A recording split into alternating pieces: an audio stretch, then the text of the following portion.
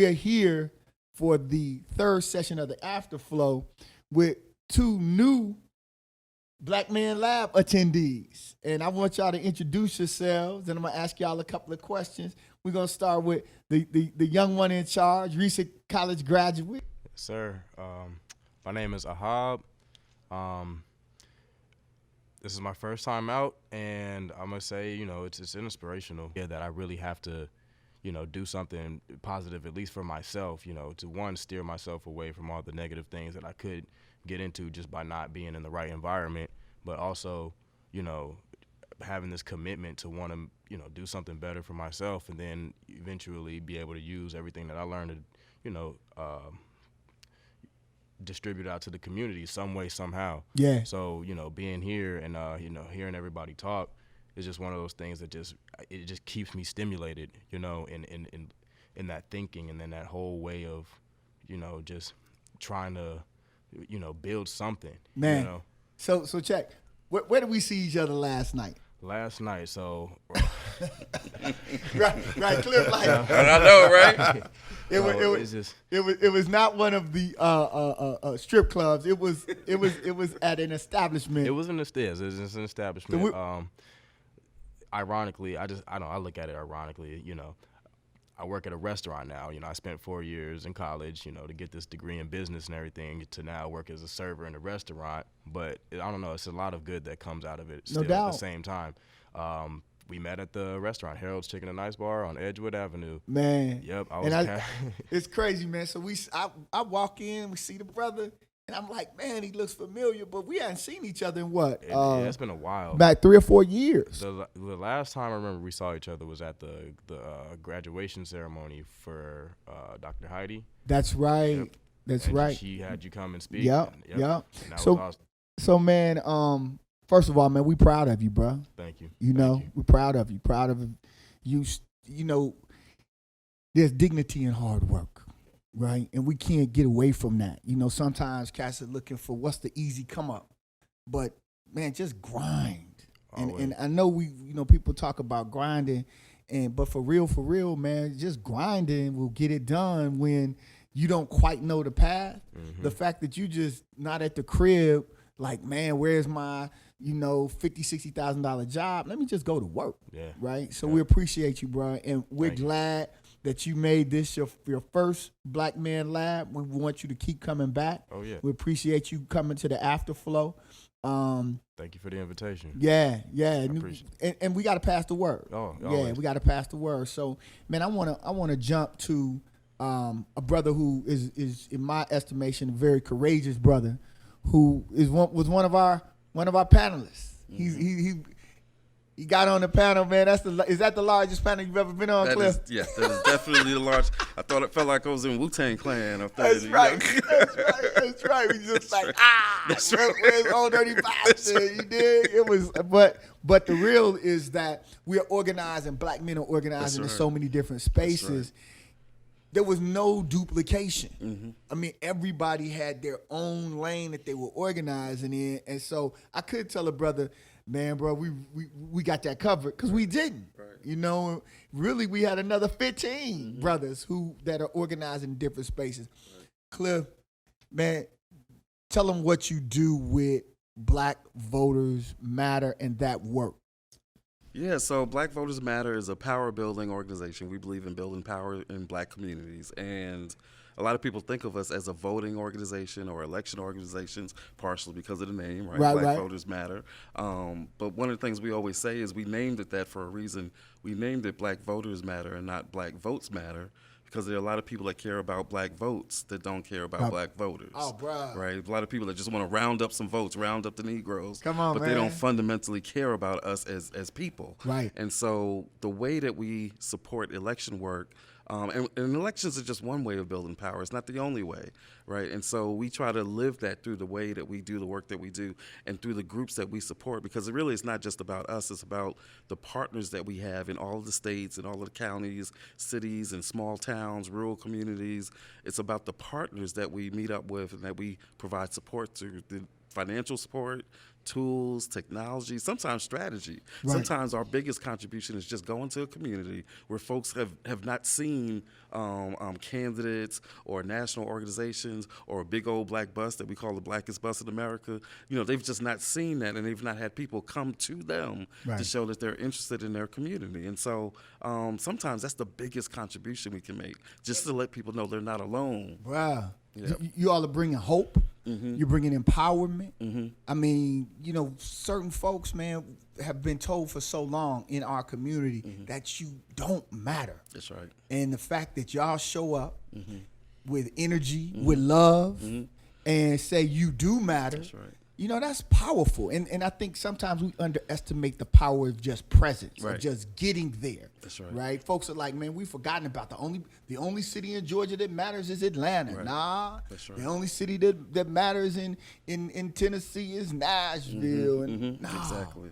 So, man, thank you, bruh. I know you all have at times been in danger. Yeah. Speak to that a little bit, because I think, we are in the deep South, Yeah. y'all. This is the deep South. Yeah. Georgia is a part of the deep South, and we cannot get away. And as beautiful and as black as Atlanta is, Right. we're still in the deep South. Yeah. What has happened? What have y'all experienced? I mean, we've seen it all. One of the earliest on, I think it was our first tour, maybe our second tour. We were coming back from Alabama. We come back, and it was at night, 9 o'clock, 9:30 at night, and car passed us, and all of a sudden we hear like this cracking noise, and we realized that the window on the side of the bus was cracking. Wow. Because somebody had thrown something at the bus. And so, from that point on, and really we should have known better to have had it ahead of time, but, we travel around with security because, we're on sometimes, isolated roads, dark roads. Like you said, we go to rural counties. Yeah. We're in, like you said, the deep South. We're in deep South Georgia. We're in places where people don't, they can't even find on a map. And if something happens, we a good distance sometimes from some real support. So we've had incidents like that. We've had situations where we rode through a town and we literally could see some white folks inside like a store or a business establishment close the door, lock the door, and flip the sign from open to close. This is look. Am I looking into the camera? I want to make sure I'm looking in the camera. We talking about 2019 going into 2020. This is the experience that this is an educated, hardworking brother.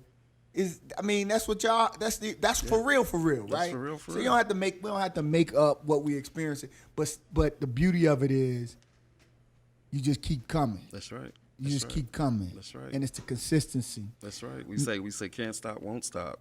Can't stop, won't stop. And it's not just us; it's our partners in these communities. Because when we're there, we get a certain level of attention, right? Right. But when we leave, they still dealing They with still it. got to live that. Even last night on one of the networks, there was a show that featured Cordell. Georgia. Cordell, And Georgia. During the election, somebody that was getting support, one of the groups that was getting support through us, was providing rides. Really creative. They were providing rides to the polls in limos from the local funeral homes. Right. And so, so it was really great collaboration. But because he was doing that, the police pulled him over. And at one point, he was pulled over, and one cop comes over to harass him because he's on the wrong side of the street. And then next thing you know, there was 8 police cars. Yeah. 5 or 6 of which were state troopers. Yeah. Which came like that. Right. Now, why were there already 5 or 6 state troopers already like on the scene like that? Because it was part of a plan to harass, because they knew he was giving people rides to the polls. It's intimidation like that and voter suppression like that. Yes, it's the purging and the voter rolls and all that, and moving the polling places and closing them. But sometimes in some of these places, it's that bare bone, old school. Yes, old school. We're going to intimidation. stand between you and the polling place. right. Like that. That's just like that. Man, Yep. appreciate you, brother. Thank you. Man, I want to pivot for a minute, turn to one of my this brother here, man. Y'all don't know. This dude, man, got a story for real. We go back so far. It's crazy, from the south side of Chicago. He's here in Atlanta now. His sons are getting ready to go to Clark Atlanta University. Actually, they there. They're moved into their dorm today. This brother that traveled all the way from Chicago. My man had a stroke not this past December ago, right? Yes. And, Last December. Last December. Yes, last December. So God is good. And this dude is standing here and wanted to make sure that he was come down here with his sons. Yes. You know, that's a dream that we always had as young brothers growing up on the south side of Chicago, of us not just going to college, but our children. Yeah, we spoke on this as kids, and we're doing it. Yeah. And so this is Coach, because he coaches. And again, this is the blessing that I think in one of the other sessions we talked about is, man, when you give to other people, the community will give back to you. So he's helped hundreds of young people go to school, play basketball at school, or just go to school. And now his own sons, his daughter's up at Howard. Now his sons are going to Clark. And this is his first Black Man Lab. I'm thankful that he was able to make it from Chicago to Atlanta for this Black Man Lab. Stu, Coach Larry Stewart, man, what was your experience with Black Man Lab tonight? Man, bro? I was absolutely blown away, and I'm still blown away. Like, I've just been sitting here soaking everything in. And for those of you, I mean, we all live in inner cities, like, you know, Atlanta, Chicago is a lot the same. And there's so much going on in Chicago right now, and you read about it, and everything's about the violence and just about the disparity. And to see what I saw tonight, I'm not surprised because I know this man, but just to see all these other people here supporting the cause and really moving forward to really just stick together as Black men and starting with our communities. Yeah. And that's what really just blew me away, and I'm still blown away. As I sit and I listen, and I met this young man last night, and I met you today, and I'm still amazed. And I'm so thankful that the Lord has allowed my sons to experience this as well. They were at school, they just got here a moment ago, so they're able to hear a part of what's going on right now, but now they're gonna be with their Uncle Mowley and their Uncle Marty here in Atlanta. And so they're an extension of me. Like, you can't ask for a better situation. And I walked in and saw my cousin here as well. Isaiah Cotton. That's who right. was here, you know. And That's so right. Totally unannounced. We hadn't even talked to one another, but he was here. And he's been here, man. That Yes. young brother's been consistent. Yes. And man, y'all don't understand what it's like right now for this brother to say all of what he just said. When Marty and I went and visited him in the hospital after his stroke, man, he was not where he is today. And God, you know, just to see this and to hear this brother, man, is moving. And this is what the Black Man Lab is about. And when we say the Black Man Lab, it's where we can get together in a safe and sacred space as Black men. We can speak our own truth. We can talk with each other. We can be critical where need be, but most importantly, we can love on each other without any hesitation. That, man, we can say, man, I love you. And it's good. We just good with it. So, man, we appreciate you three brothers for sharing this time and this space, man, coming from all of these different perspectives. We really do. We're looking forward. Thank you so much. We're looking forward, man. We want you all to share. We need you to bring some other young brothers. It'll happen. Yeah.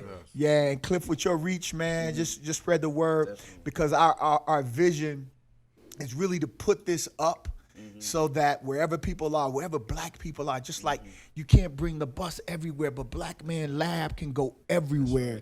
All they have to do is go on YouTube, podcast, and just hear that Black men are doing this work, and we're not scared.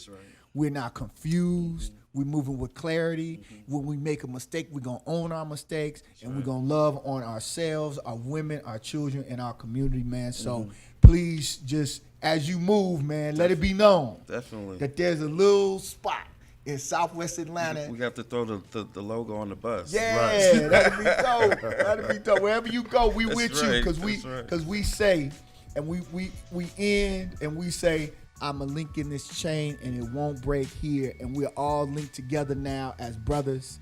Those that haven't been are now linked, and those that have been, we stronger.